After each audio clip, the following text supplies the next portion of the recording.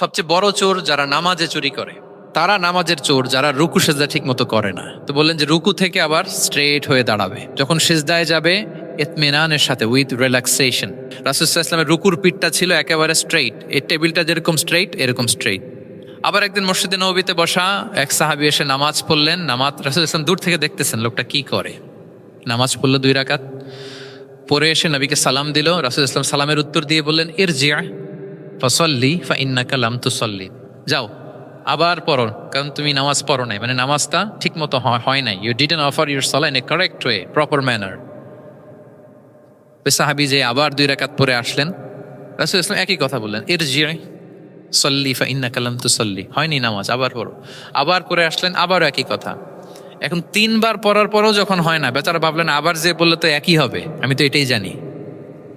তিনি বললেন, মা উহসিনু গায়রাহ, ইয়া রাসূল এর চেয়ে ভালো আমি আর পারি না, ফাআল্লিমনি ইয়া রাসূলুল্লাহ, হে নবী আমাকে একটু শিখিয়ে দেন কিভাবে পড়বো। রাসূল সাল্লাল্লাহু আলাইহি ওয়াসাল্লাম বললেন, যখন নামাজে দাঁড়াবে আল্লাহু আকবার বলে দাঁড়াবে, এরপর কোরআন থেকে যা সহজ লাগে পড়বে, তাড়াহুড়ো করবে না। কি করবে না? সবাই বলেন, কি করবে না? নামাজে কোনো তাড়াহুড়ো নাই, no rushing in salah, no hastiness in salah. নামাজে আমরা খুব তাড়াহুড়ো করি, এটা নামাজের যে প্রাণ, সালাতের প্রাণকে, রূহকে নষ্ট করে দেয়।